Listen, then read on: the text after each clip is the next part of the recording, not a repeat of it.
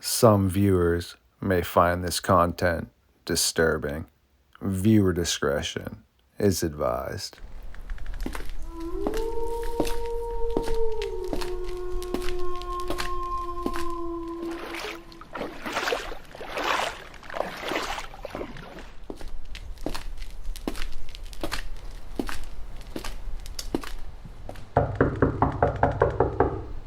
Colleen, yes, the official environmentalist of the North American Dogman project, and also part of the science team.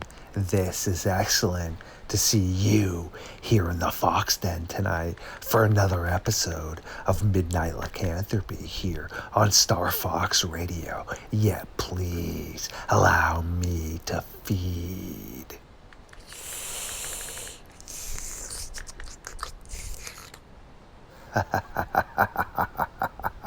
Much better, yet no one understands the urges sometimes that dwell deep within when I am hungry. Without further ado, yes, it is time to once again venture into the darkness with Colleen and myself.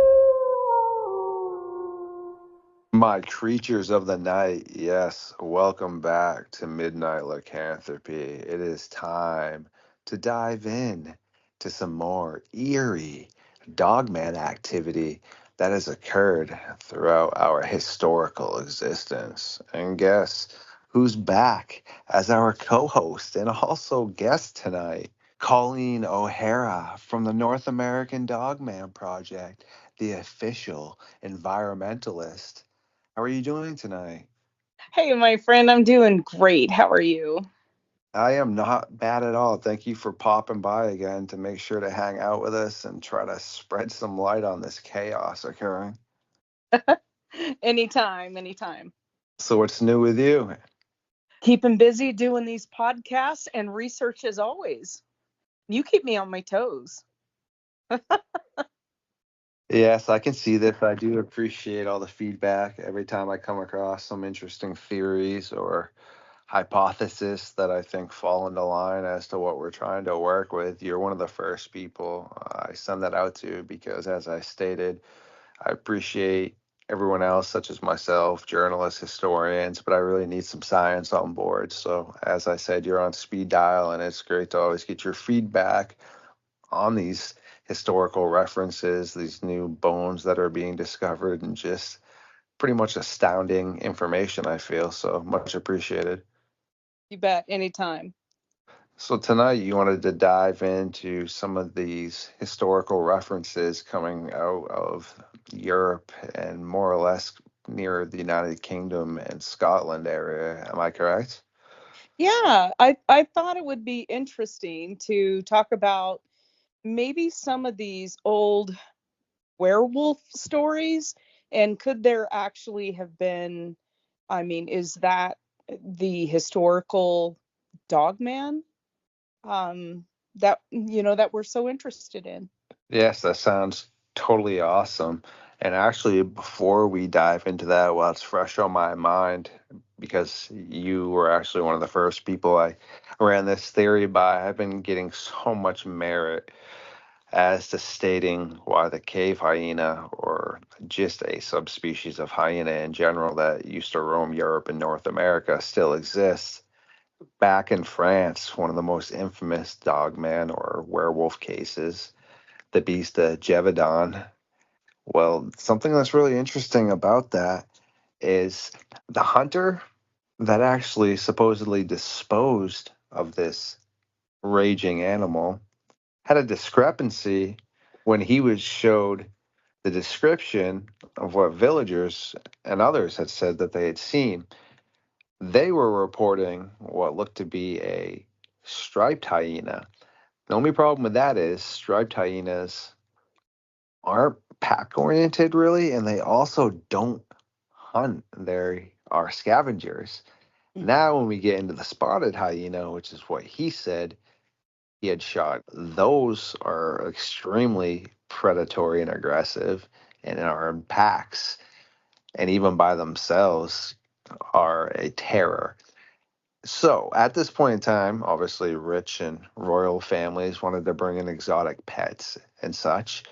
But I also just found that interesting because, as you and I had spoke about before, we do know hyenas existed in North America, Europe, and still in Africa.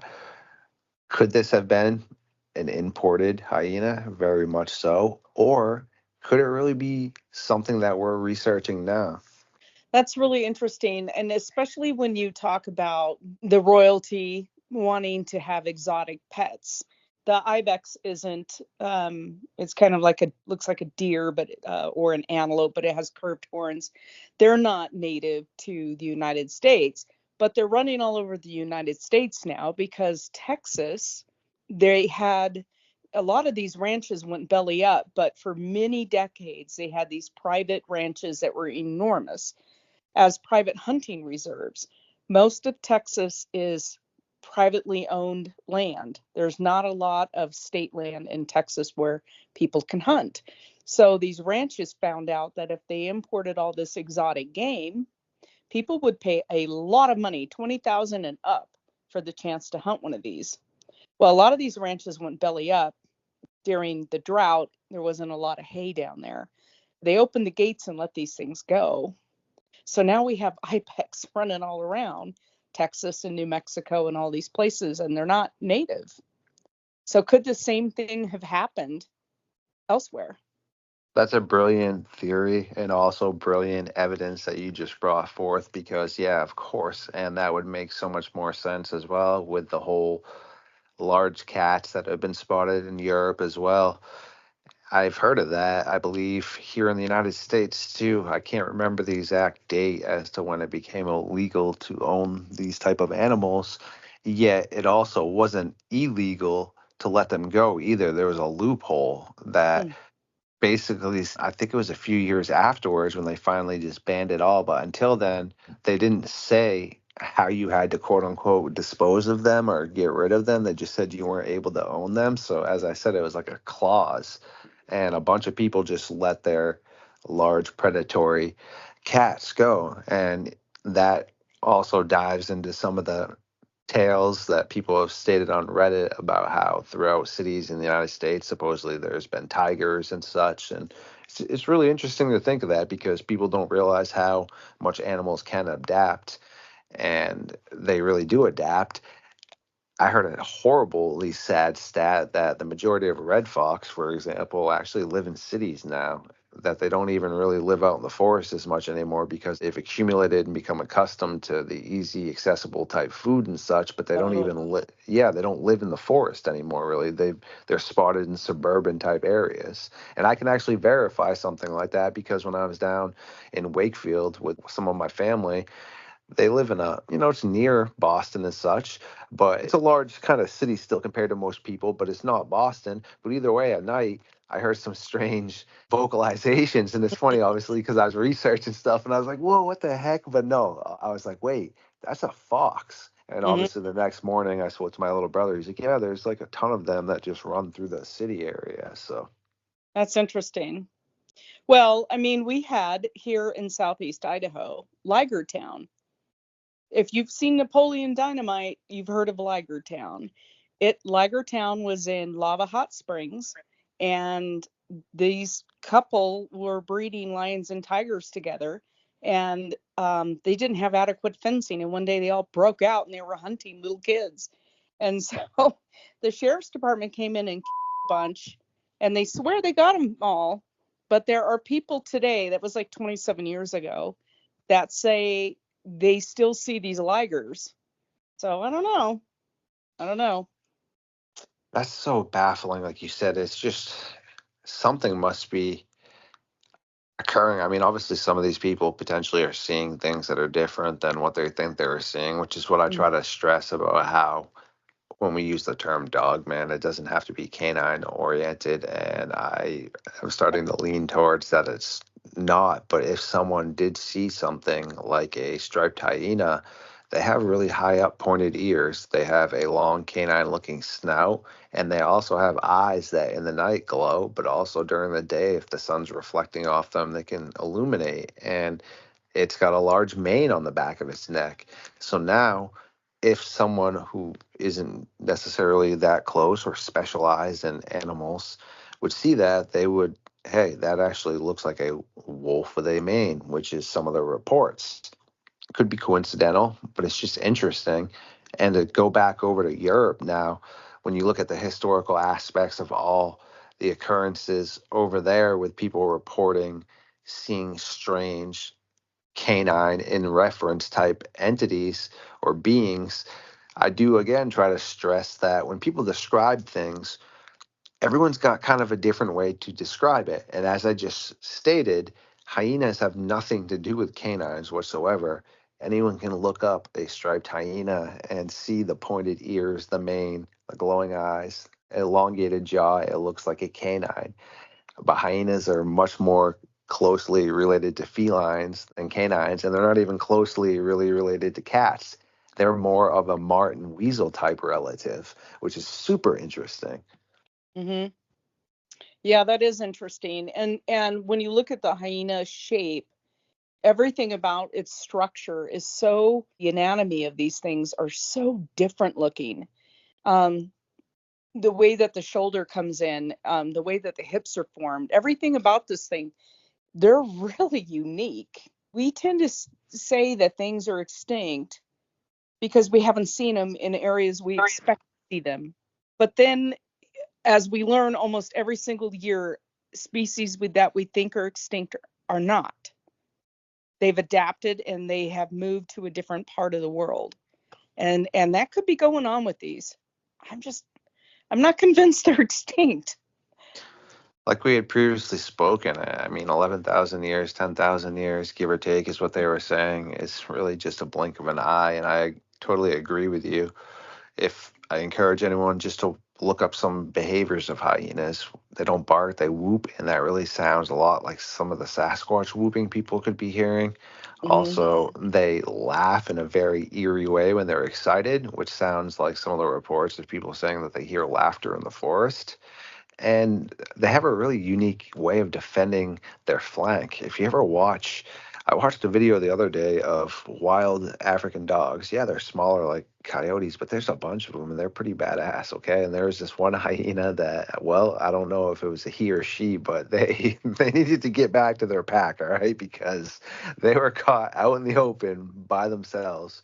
But these dogs really did no harm to it. I mean, they were biting its ear a little bit and stuff, obviously giving it heck, but the way it's able to defend its flank too, like you had just stated, it's just such a hardy animal. And I really think when people are saying the descriptions, people in general, we need to step back and realize it doesn't have to be canine just because the term dogman, again, like we just stated, if someone had seen a striped hyena and it stood up, oh my goodness, that looks like a dog human, a dog man. So those terms, it's just loosely based because, well, the baboon looking dog man, quote unquote, that's probably a relative of a Dinopithecus or something. Why does it look like a baboon? Because the Dinopithecus, though, would have looked like a raging baboon. And a lot of people think that in remote parts of Africa, there might still be smaller groups of those as well.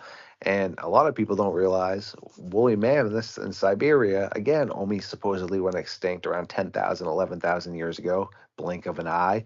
And a lot of remote hunters report seeing those in areas.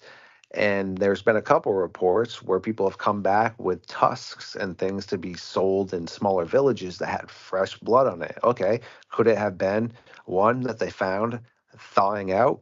Sure. But would the blood have looked fresh though? I don't know. So it's really interesting in regards because those are all animals that it's a slight blink of the eye. And now again, when we look at the what's going on in Europe with some of those descriptions, it'd be cool if you wanted to potentially elaborate on some of those as well.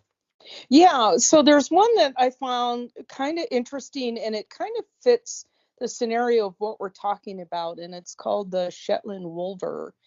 And this one, the reason why I found it so interesting when I was looking up some of these legendary like werewolves, this one caught my eye because um although it sounds like that, if you want to call one traditional werewolf, it's a man with the wolf's head, right? Has short brown hair all over his body, but he lived in a cave. And I thought that was really interesting. He would actually allegedly would dig a cave out to live in. And it was more of a fish eater than anything else. Um, so wasn't really a scavenger, primarily lived on fish, but the cave thing is what caught my eye. Although, we do have wolves that will live in caves. I don't think they typically will burrow something out. They're going to go find something that's established. Coyotes will burrow things out. They'll den up, but they usually, again, will take a den that's already built, from what my understanding is. Again, I'm not a biologist. I'm an environmental scientist, so I don't have a little bit of enough biology to be dangerous. But this wolver sounded suspicious to me. Like, I don't know, maybe this has more of the cave hyena aspect to it. I don't know. Well, what you just stated, all those and everything you stated is correct, but I'm going to add a little bit of a frosting to the top of that just to blow some more minds. Hyenas actually make massive dens as well. And as I stated, they range from packs of 6 to, I think the largest one documented was like 136. So keep in mind, those are large family groups, and they're actually run by females, apex females, and the males are on the bottom of the food chain. So generation after generation, that stays within those family groups. So the only way it collapses is if another group of hyenas or predators comes in and tries to push them out. And I don't see another predator coming in and messing around with 50 plus hyenas to push them out of a den or human encroachment. So many people haven't really had a chance to go in there and look at these burrows or dens, but they go down at least 7 feet. Okay.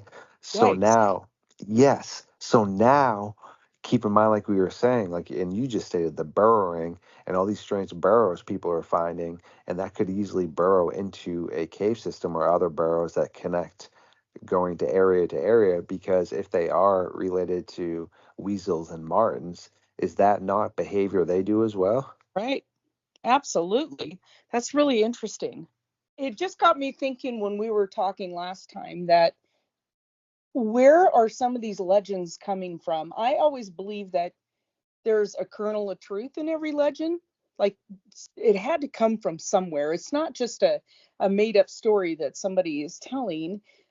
There's something to a legend. And so, could these werewolves actually have been some of these other species that were so, obviously misidentified? And people didn't know how to categorize them. So, that's what they called them. Preach, please continue to go. And I mean, look at kangaroos, right? Correct me if I'm wrong. A kangaroo's upper torso, does that not look pretty humanish with their arms and the way their chest is ripped and such? I mean, it looks humanish, right? Couldn't potentially someone, if we didn't know what a kangaroo was in the past, say some weird marsupial man, maybe? I mean, would that not have fallen into that category, you think, potentially? Absolutely. And actually, there's a farm right next, really close to me, that raises kangaroos here in Idaho. So I've been able to actually go up and pet them, and they are massive when they stand up.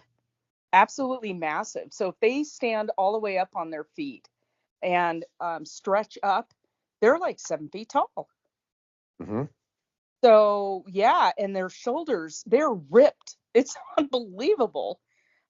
So imagine not knowing what this thing was and seeing it out of place. Like you're not in Australia and you see in Idaho a kangaroo if it got loose off this farm. What would people think? They may not even like their brain couldn't even go there because they don't belong here. So that's interesting that you bring that up. No, as you just stated too, that's perfect because as I'm listening to you speak in my head, I'm thinking to myself, though, if again, like you said, no, someone had never seen that before, that literally almost looks like a bodybuilder marsupial. It literally almost has the exact type of biological makeup that people claim that they had been seeing with some of these reports, which is super interesting. And also back to Shetland, I will have to send you it, but there is a really eerie clip of what sounds like I cannot even, it does not sound humanish, it doesn't sound doggish, it sounds like a mix of something strange, and it's the middle of the night, and you can hear this, whatever it is, roaming the streets slash area that's kind of going off towards like the forest, and I'll have to play a clip of it in here and I will send it to you.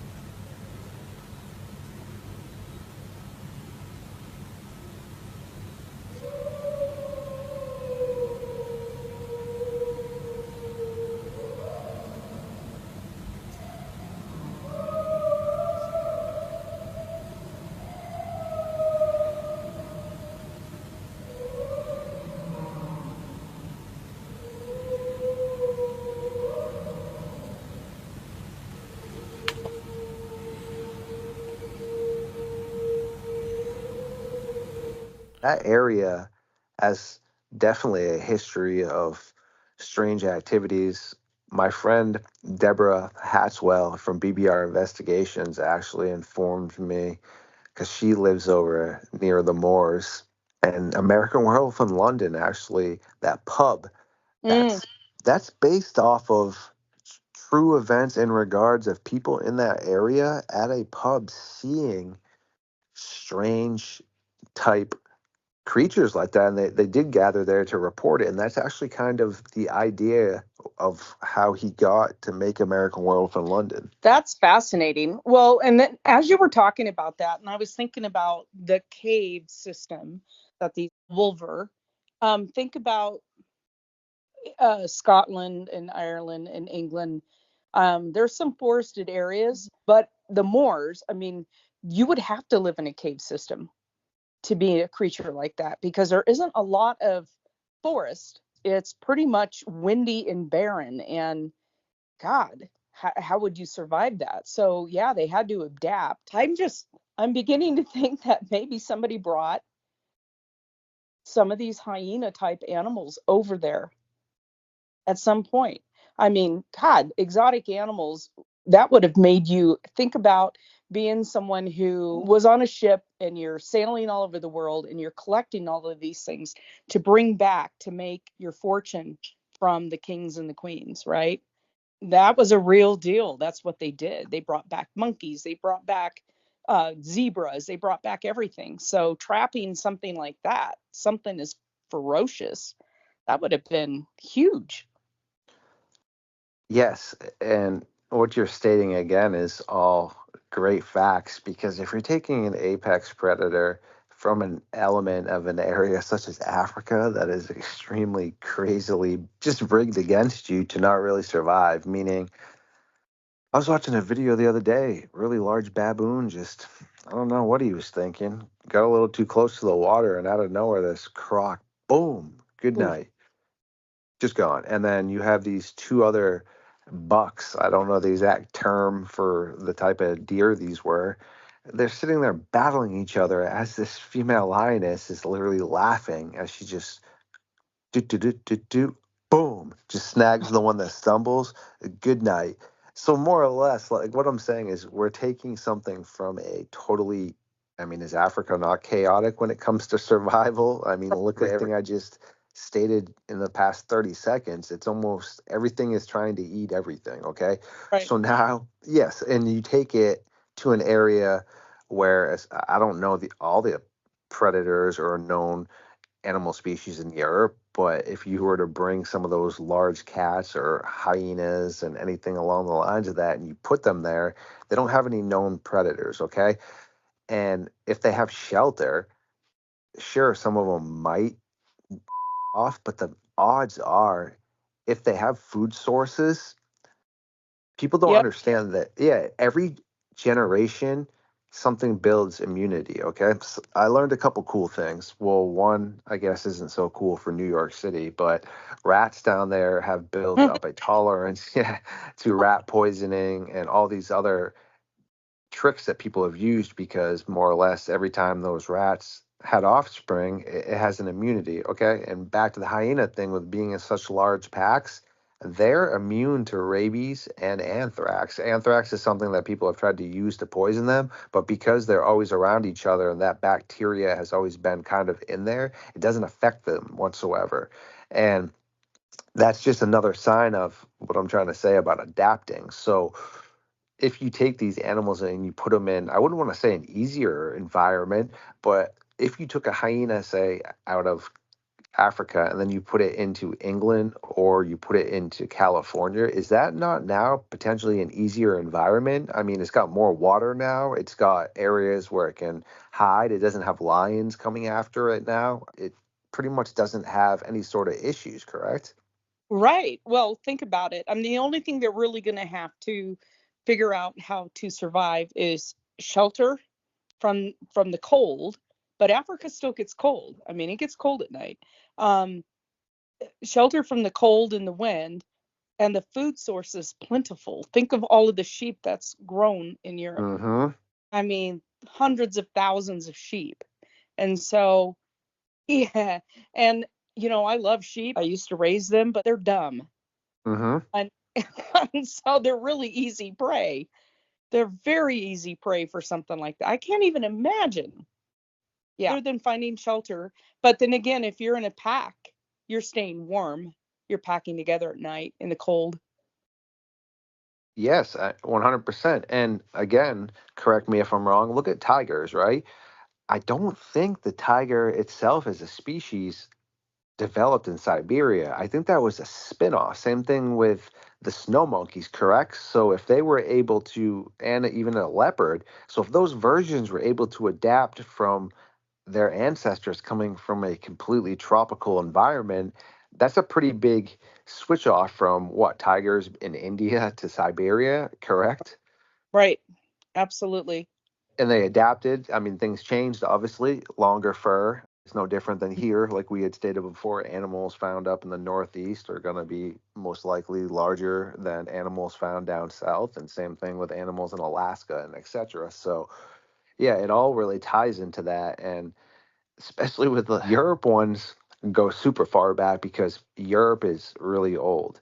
I believe the only place that's older is like the area of China, correct? Like the Chinese Empire. Besides that, I think Europe is the second oldest colonized area in the world, correct?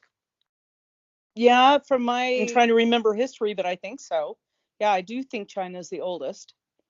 Yes, Chinese history is not, I mean, we're obviously over here, so we're not necessarily fully exposed to it. And I would be really interested to see if they have any potential historical references. I do have reports, not from China, but from some of the other countries based near those areas in Asia. And as I said, being a really old culture, it would be interesting to see that because Europe is really old and look at the type of reports that they're having.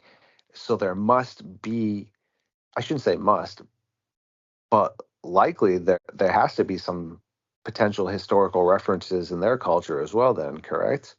You would think. Yeah, my head's kind of spinning right now, and I'm trying to think of which way to go with the research next. Hmm. I mean, this is good. This means I'd like to think my job as a journalist, correct? And this also leaves it open for next time when we sit down to be able to figure out some more things. It's like I was speaking about earlier, and I think people take it the wrong way when people are subjective and objective. And I really advise everyone out there, it's okay to ask those questions. Just you got to ask those tough questions. There's ways to do it though, and people should be able to take a skeptical question in a healthy way and answer it and not be offended by it, because those aren't questions that are meant to offend somebody. It's no different than my one of my little brothers that is pretty intrigued by this stuff, but he's a skeptic. He doesn't really know about it. When he's asking me questions, they're just, yeah, it might seem like a tough question, but that's how it should be, because that's how you figure out things. And I think a lot of people just tend to get offended by that, and it's I encourage people not to get offended by that. Just realize it's no different than figuring out anything else, whether it's dealing with dinosaur fossils or just modern day problems. Questions need to be asked, correct? You bet. Absolutely. Because if we don't, I mean, we're not going to ever really get to the points of what we need to understand. And there are different variations, but in this cryptid field, it's mind boggling to me, because I feel like many people think that science and all this blah blah blah blah, and they come up with these crazy gnarly theories. And my only response would be, that's a huge reason why the cryptid community is almost at a lack of development for the past like 30 years, meaning that that's why the majority of those topics aren't taken serious by science, because people aren't willing to share proper evidence and aren't willing to weed out the things that aren't real, weed out the hoaxers. They're not willing to do that. And the reason things like UFOs and Sasquatch or Sabe, whatever you'd like to call it, has actually been taken as credible, and people with large backings and big time credentials by their names even look at those subjects and actually invest their time, is because tough questions were asked. So if people such as myself would ever like any sort of science with the Dogman, which I believe there is, those questions need to be asked. If not, it's going to forever be a Slender Man or just another creepy pasta on YouTube that everyone thinks every story they read is true. Exactly. I'm glad you bring that up, because there is a lot of shenanigans out there on the web, and don't believe everything you read, but stay open. And honestly, I hate to admit this, but for a long time, I work in a field where if I don't have a sample in front of me, or I'm not reading a report that's been vetted through all of these different scientists, I had a really hard time stretching my imagination and letting it go in this field of crypto. And once I realized what I was doing and how narrow-minded my focus was, it opened up huge possibilities. And now it's absolutely fascinating to me. No, I love that. And that's why I do value your opinion on things. And that's what's really great about you. I just try to tell people on a final note that the way I approach my research is, say if you and I had never spoken, right? And say if you had no interest in this field and you were either an environmentalist or a biologist or whatever, whichever you'd prefer to have the title, okay? And you had no clue about any of this, I wouldn't just come down and sit there. And this was what I try to explain to people. Yeah, people have been telling me so and so came out of a portal or this and this. That can't be approached to you because you're already not exposed to this, okay? So your mind's already not really grasping, okay? So I need to sit down and be like, hey, have you seen potentially these areas where people are going missing in these cave systems? And also, have you seen how there's some of these unknown tracks right here? And we have a theory that cave hyenas might still exist. And if you look here, the Dinopithecus. So now, wait a second. See, I didn't press anything about a upright, bipedal, werewolf looking creature that might immediately turn you away. I just presented you some really interesting stuff.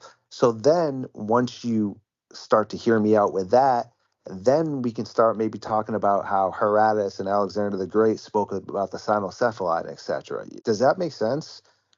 Yes, absolutely. It makes sense. I love that approach. Okay, cool. That makes me feel much better because that's really how I am trying to approach that, is trying to get people that have not necessarily zero interest, but don't have exposure to the topic and actually have valuable information and knowledge that can be beneficial to us, just to hear me out for a second. And I think, again, that was how, Sasquatch and things got approached in a good way, because people actually had some merit as to where this entity or being could fit in historical references. So I do know I need to let you get back to your busy existence, but please make sure to keep in contact in general, and I will definitely always be sending you new interesting stuff when I get it. And it'd be cool to at least try to get you back on here once a month or so. I mean, because I think with the insight you have, I know for a fact you're a valuable asset to what we're doing, which is why I recruited you. But I think we can, I don't know, I think we can blow a lid off of some stuff for sure.